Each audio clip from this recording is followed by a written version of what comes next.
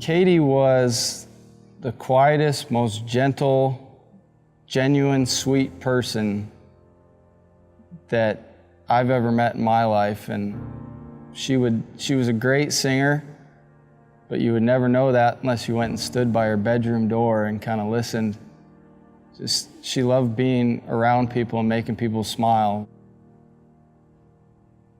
So October 19th of 2011, my sister had been having some health issues. We didn't really know what it was. We'd been back and forth to the hospital a few times. Didn't really know what to look for, where to start, what was going on. We just knew some minor symptoms, and then they became major symptoms. October 19th, she went into John C. Lincoln for a scope test, and they found a tumor the size of a softball, essentially. I was on the football field. I had actually practiced with my phone in my pants because I was waiting for the call, because I knew she was in scans and the scope surgery. And when my dad called me after practice, I never cried. I just kind of went down to my knees and felt like I got hit by a truck. It was the hardest thing I'd ever heard. And for the next probably week, every morning I'd wake up and I would just feel like I just had this pain in my chest, and fear of what was going to happen.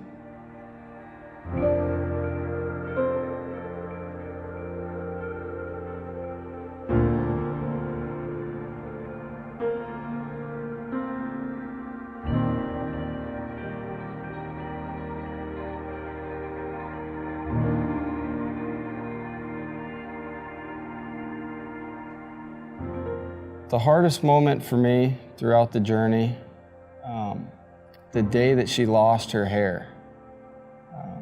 Obviously, I knew she had cancer. I knew it was going to be a battle for her, and it was going to be tough for everybody else in her life. But when we shaved her head, that's when it really hit me, and I was like, man, why is this happening? Out of all the people, why her, and why couldn't it be me? And I just had all these questions about why this was happening to her. I felt like I sort of drifted from the church a little bit. And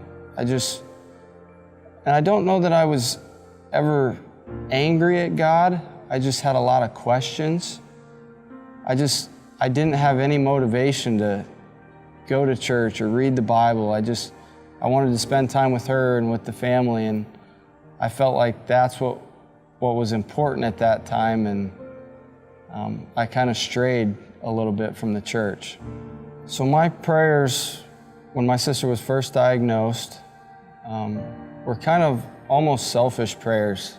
I would sit there and say, Lord, heal my sister, please. And that was short, sweet, and to the point.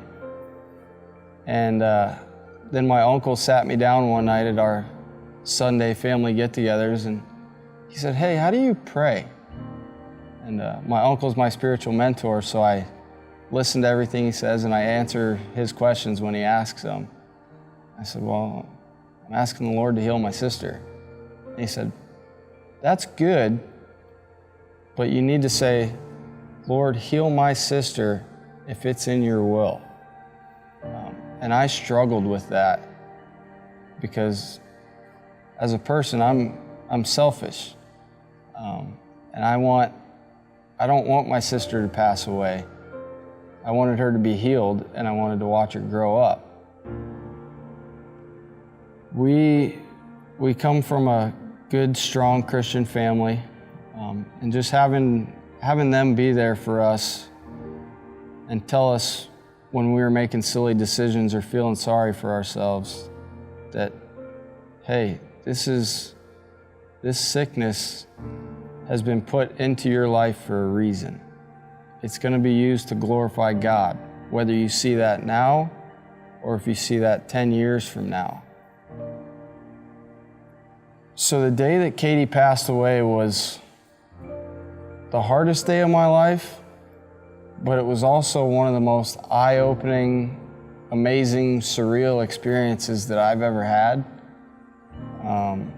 That morning she woke up bright-eyed, looked at my mom and said, "Is today my birthday?" And we're like, "No, Katie, it's September 17th. Your birthday is not until November." She's like, "Well, there's a celebration today. Something's happening, and I don't know what it is, but I feel like we need to go get donuts and coffee." So we walked and got donuts and coffee, and the day went by. She was still breathing, still there, still laughing, and she went to sleep. And then the pastor that was doing her funeral actually came down to where we were staying with Katie, and she planned out her entire funeral in 1 hour. He walked out at 10:30, and we kind of all went in and said goodnight to Katie. We were all going to bed, and I fell asleep in the room next door, and my parents were still awake. And my dad came in at 11:45 that night and said, "Your sister's in heaven." And at that point, I didn't think about it right away, but my mom was like, today's her birthday in heaven. She woke up thinking there was a celebration and there was a birthday, and she wasn't wrong. So it really hit me that God had used my sister and our family for this reason at her funeral a couple days after she passed away. And then we didn't know anything about the funeral. Katie and the pastor had planned it all, and he said, "I can't tell you what's going to happen." So at her funeral, the pastor preached the gospel message in a way that Katie had kind of laid out so that other people could understand. And then the pastor said, "Oh, and Katie's last wish was for people to be baptized at her funeral," which was totally unexpected. So the first person to get baptized was my little brother. I had the opportunity to baptize him. And then 41 other people at a funeral got baptized. And that's when it kind of hit me like, man, this is why this all happened. And this is why it wasn't me, like I had prayed for and begged for.